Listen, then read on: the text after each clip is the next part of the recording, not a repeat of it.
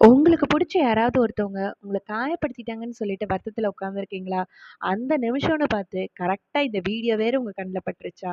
அப்ப இந்த வீடியோ உங்களுக்கான வீடியோ தாங்க. நம்மளுக்கு ரொம்ப புடிச்ச ஒருத்தவங்க நம்மள சந்தோஷமா வச்சுக்கும்போது, அதற்கான காரணங்கள அந்த அளவுக்கு யோசிக்கிறோமோ இல்லையோ, அவங்க நம்மள காயப்படுத்திட்டாங்க அப்டின்னா போதும், அதற்கான காரணங்கள் ஒவ்வொன்னையும் இதுக்கு முன்னாடி என்ன நடந்தது? அதுக்கு முன்னாடி என்ன நடந்தது? அப்படின்னு சொல்லிட்டு யோசிச்சே இன்னும் சண்டைய பெருசாகி நம்மள நம்மளே காயப்படுத்தி, அவங்களையும் நம்ம காயப்படுத்திக்குவோம்.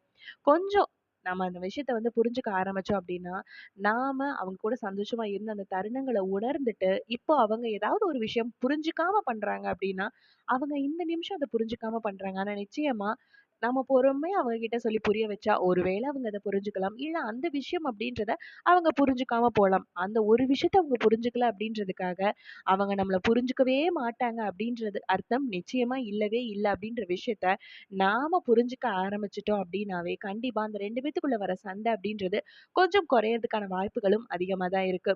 ஏன்னா நம்மளோட மூளையும், மனசும் அவங்க சந்தோஷமா நம்மள வச்சுக்கும்போது, அதற்கான காரணங்கள யோசிக்கிறத விட, வருத்தமான விஷயம் நடந்துருச்சு அப்படின்னா, 10 வருஷத்துக்கு முன்னாடி, 5 வருஷத்துக்கு முன்னாடி என்னலாம் நடந்துச்சோ, அது எல்லாத்தையுமே திருப்பி திருப்பி யோசிக்க வச்சு, அந்த பிரச்சனைய இன்னும் பெருசா காட்டுறதுல நம்மளோட மூளையும், மனசும் பெரிய பங்கு வகிக்குது அப்படின்னு தான் சொல்லணும் நாம.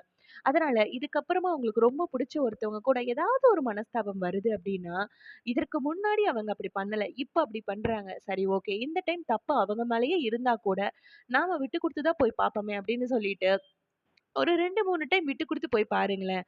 அதுக்கப்புறமும் ஒருவேள அவங்க அந்த ஒரு விஷயத்த புரிஞ்சுக்கல அப்படின்னா, அதற்காக அவங்க எந்த விஷயத்தையுமே புரிஞ்சுக்காத ஒரு பெர்சன் அப்படின்ற அர்த்தம் கிடையவே கிடையாது. அப்படின்ற உண்மையையும் நாம புரிஞ்சுக்கிட்டு போனோம் அப்படின்னா, கண்டிப்பா அந்த ரிலேஷன்ஷிப் அப்படின்றது ஸ்மூத்தா தான் போகும்.